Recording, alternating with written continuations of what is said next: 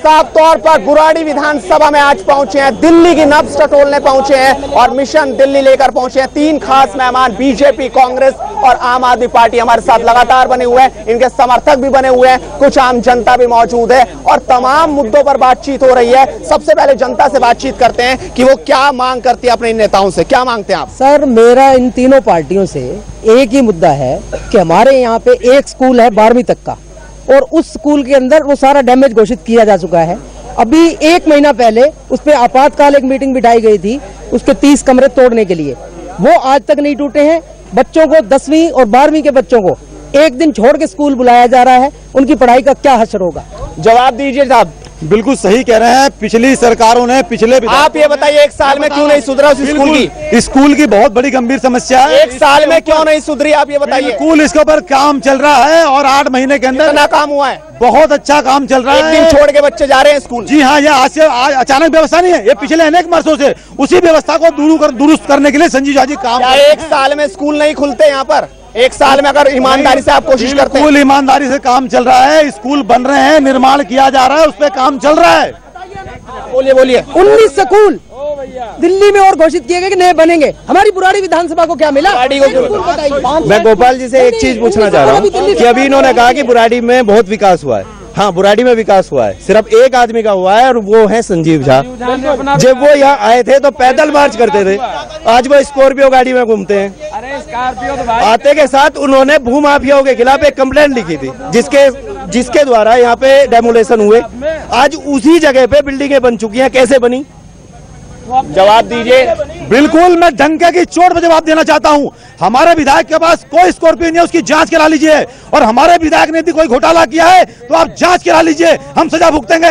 लेकिन स्कूलों का मुद्दा भी अहम है, ये भी सवाल उठ रहे हैं विधायक पर। लेकिन बीजेपी के विधायक यहाँ पर रहे हैं, वो आपकी भी जिम्मेदारी बनती थी कि आप पिछले 5 साल में विधायक करें, तो कहाँ कमी रह गई? देखिए, जनता यहाँ की सब देख रही है, मैं बार बार कह रहा हूँ आपको, कोई शोर मचाए, कोई बरगलाए, उससे मेरा कोई नाता नहीं है। मैं दूसरी, हमारे विधायक माननीय श्री कृष्ण त्यागी जी ने जितना काम किया, उतनी विपरीत परिस्थिति में भी उनको चोट लग गई, उनका पैर टूट गया, उसके बाद भी वो उन्होंने अच्छा संघर्ष दिया, उन्होंने काम किया। 20,000 वोट उन्होंने पहले तो ज्यादा लिए हैं, उसके बाद भी उन्होंने, क्योंकि उन्होंने काम किया तो ही तो उन्हें इतने वोट पड़े हैं। कोई झूठ फरेब, कोई कुछ करे, उससे कोई लेना देना नहीं है। भारतीय जनता पार्टी का क्लियर मोटिव है कि वो डेवलपमेंट का काम करेगी, बुराड़ी को स्वच्छ रखने का काम करेगी। हमारे प्रधानमंत्री नरेंद्र भाई मोदी ने इतना बड़ा स्वच्छता अभियान छेड़ा हुआ है, पूरी बुराड़ी में हमने मेरा सवाल यही है, कुछ नहीं होगा। 3 पार्षद है आपके। आप ये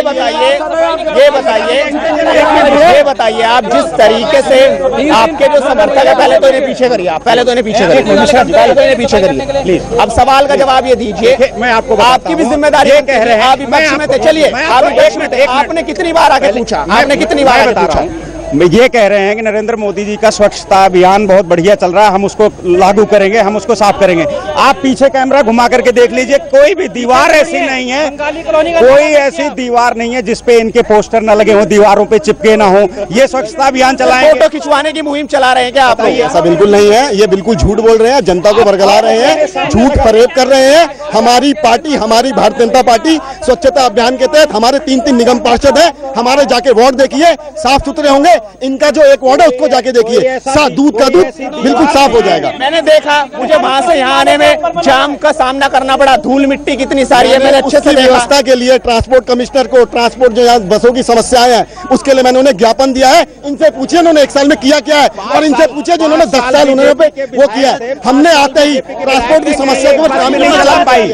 5 साल बीजेपी के विधायक थे, एक सिंगल ट्रांसपोर्ट परिवहन के बारे में कुछ भी नहीं किया कि एक नई बस भी चलाई हो। संजीव झा की बात करते हैं, संजीव झा जी, मैंने ऐसा सुना है कि डीटीसी में शायद मेंबर भी हैं, डीटीसी बोर्ड में, बावजूद इसके कहीं ऐसा ट्रांसपोर्टेशन की कोई व्यवस्था नहीं हुई। जो कल दिक्कत थी, क्यों 1 घंटा इंतजार करना पड़ रहा है? बुराड़ी विधानसभा में मेट्रो फीडर बस सेवा संजीव झा की बहुत बड़ी देन है और पहली बार हुआ है, और 28 महिलाओं के लिए स्पेशल 28 लगाई महिलाओं के लिए मेट्रो फीडर बस सेवा संजीव झा की देन है इस विधानसभा। आम जनता उनसे पूछते हैं, आप बताइए। भैया, मेरा नाम दिलीप सिंह है, मैं Indraprastha colony ABC block RWA का प्रधान हूँ।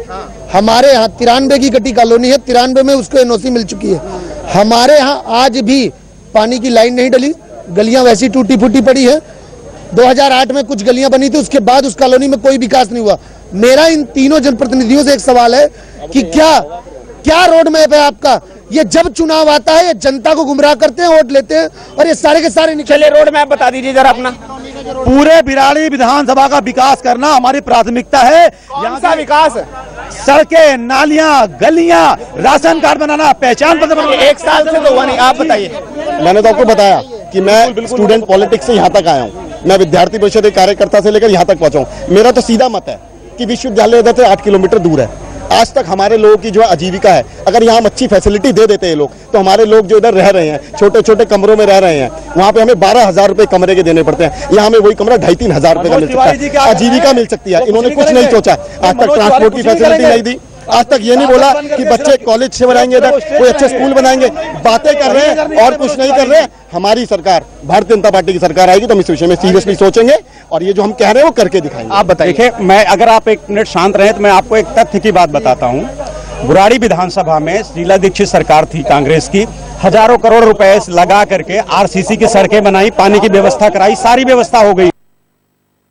क्यों मैं बता रहा हूँ, बुराड़ी में ही बहुत काम हुआ, लेकिन बुराड़ी, मैं कौशिक एन्क्लेव का निवासी हूँ, हमारे यहाँ जल बोर्ड की लाइन पड़नी थी, उसका टेंडर हो गया, लेकिन आम आदमी पार्टी की सरकार आई जिन्होंने कहा था कि हम बिजली वालों की जांच कराएंगे और बिजली के दाम आधे कर देंगे। वो इन्होंने किया नहीं, उल्टा जो अनधिकृत कॉलोनियों का फंड था उसमें से 363 करोड़ रुपए उठा करके इन्होंने बिजली कंपनियों को दे दी सब्सिडी के रूप में, जबकि कह रहे थे बिजली कंपनी। आप अब क्या करेंगे? हम संघर्ष कर रहे हैं इनके खिलाफ, आगे भी संघर्ष। रोड मैप क्या है? रोड मैप हमारा ये है कि हमें एक बार दोबारा से मौका मिलेगा तो जिस तरह हमने पहले विकास किया है, बुराड़ी विधानसभा में जितना विकास काम रुका पड़ा है वो दोबारा से स्टार्ट होगा। जो तेजी विकास कार्यों की थी उसको इन लोगों ने रोक दिया, वो आगे से नहीं हो रहा है। अब बड़े नेताओं का विकास हुआ है। देखिए, विकास के बारे में मैं ये बताना चाहता हूँ, 1 साल पहले बहुत भयंकर आंधी आई थी, वो खंबा ये पड़ा टूटा हुआ, 1 साल से किसी ने नहीं उठाया। देखो ये 1 साल से आप खंबा तक नहीं उठा पाए और बात विकास की कर रहे हैं। चारों तरफ काम चल रहा है। अभी बगल में पुल बन रहा है, संतनगर में सड़क बन रही है, बाबा कॉलोनी में पानी की लाइनें बिछाने का काम पूरा हो गया है, आईपी कॉलेज में सड़क, आईपी कॉलोनी में सड़क बन रही है। ये तो न जाने किस परिवेश में रह रहे हैं, इन्हें कुछ पता नहीं। भाई साहब, वो खंबे की बात कर रहे हैं आप, चारों तरफ विकास का काम नहीं दिख रहा है। यदि 8 महीने से अगर सामने टूटा पड़ा है। चलिए आप भी स्वच्छ भारत अभियान की बहुत बातें करते हैं, आपकी भी जिम्मेदारी बनती है कि आप भी जाएं, आप विपक्ष में हैं, आपकी भी जिम्मेदारी बनती है कि आप जाएं और पूछें कि काम क्यों नहीं हुआ। आज से 1 साल पहले दिल्ली की जनता ने एक भूल करी थी, उसके पास ये मौका दोबारा आ गया कि वो भूल दोबारा ना करे। हमें मौका दीजिए, हम काम कर रहे हैं, काम करके दिखाएंगे। माननीय नरेंद्र भाई मोदी के नेतृत्व में भारतीय जनता पार्टी दिल्ली को एक बहुत अच्छा देश, सब कुछ बनाएगी। मैं यहाँ की जनता से कहना चाहता हूँ, इस बार पहले वाली गलती ना करे, कोई जाति, कोई क्षेत्रवाद के चक्कर में पड़ के अपनी गलती ना करे, डेवलपमेंट को वोट दे, अच्छी सरकार को वोट दे। आने वाले 1 साल में हमारी सरकार जब आ जाएगी उसके बाद आपको सब पता लगेगा। कांग्रेस को क्यों चुने? देखिए, सिर्फ वादा करते हैं ये लोग, सिर्फ वादा करते हैं। हमने 15 साल में पूरी दिल्ली में करके दिखाया है। तो आप जितने फ्लाईओवर देख लीजिए पूरी दिल्ली में बने। इस बार क्यों चुने आपको? इसलिए चुने क्योंकि जो काम, विकास का काम रुक गया है उसको दोबारा से गति प्रदान करेंगे। हम इनकी तरह आकर के अनधिकृत कॉलोनियों से ऊपर उठ पाएंगे इस बार? बिल्कुल उठेंगे। आप बताइए, अंतिम चरण, इस बार क्यों चुने आपको? आखिरी बार देखिए, जनता चुनेगी, जनता के लिए हमने काम किया इसलिए चुनेगी, और जनता को पूरा भरोसा है और संपूर्ण रूप से पूरी दिल्ली में 50 सीटें लेके आएंगे आम आदमी पार्टी वाले। चलिए, बड़ा भरोसा है। कोई 50 सीटों की बात कह रहा है, कोई कह रहा है कि विकास का जो काम रुक गया है वो दोबारा से शुरुआत करने के लिए एक बार फिर से जनता मौका दे। लेकिन ये तो जनता ही जानती है कि वो किसे इस बार चुनेगी अपना सिकंदर और बिठाएगी गद्दी पर। देखते रहिए और लगातार बने रहिए वीआईपी न्यूज पर। मिशन दिल्ली आगे भी लगातार जारी रहेगा। इस फिलहाल लेकिन इतना ही। नमस्कार।